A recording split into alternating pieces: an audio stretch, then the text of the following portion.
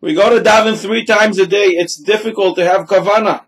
We say the same things day in, day out, 3 times every day. So what do?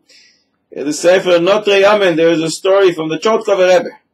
A chassid came to him and he said, I think my father-in-law doesn't daven.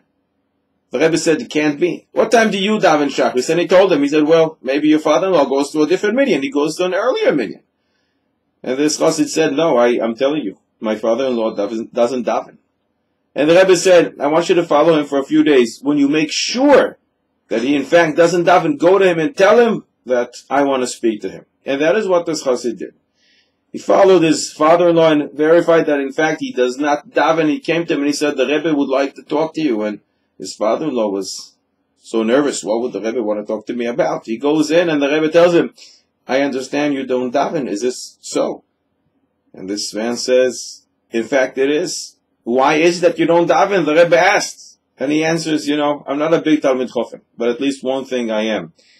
I'm a truthful person. And I feel that I have no kavanah in my davening, and Chazal say, Tefillah belo kavanah, kiguf belo neshama.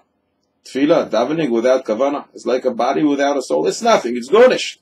And therefore, I choose not to daven, not to waste my time. Tefillah without kavanah is nothing. And the Rebbe told him, I want to tell you something. There is a pasuk in Tehillim, Pei Zayin pasuk Vav, the pasuk says, Hashem yispor b'chsoiv amim, ze yulad sham sela. When Hashem counts in the script of the people, that's how he counts. He will say, this one was born there. What does this mean? And the Chotka Rebbe explained. One goes to daven. No kavanah. And HaKadosh Baruch Hu doesn't count that as a davening. He can't. So he writes a big 0. The following day, the same guy goes to daven, and again, no kavanah. HaKadosh Baruch Hu is kel emes. He can't write that and count it as a davening, and therefore he writes another 0 next to it. And so on and so forth. 364 days this guy is davening without kavanah. There's many, many zeros. 364 zeros. However, one day, for whatever reason, this man awakens to daven appropriately, as one should, with a lot of kavanah, and HaKadosh Baruch Hu has finally one davening to add to this man's chart.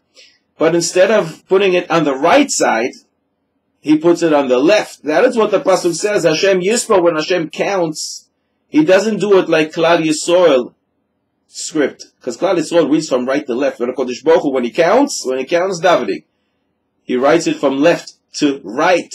B'chsov amim, like the script of the peoples. And this way you have one, and then following 364 zeros. That's a lot of davenings.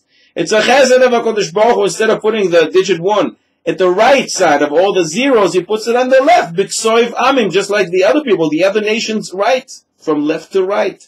And with that, because he does so, ze yulad sham sela, HaKadosh Baruch Hu says, oh, this one was born there, and this one was born there.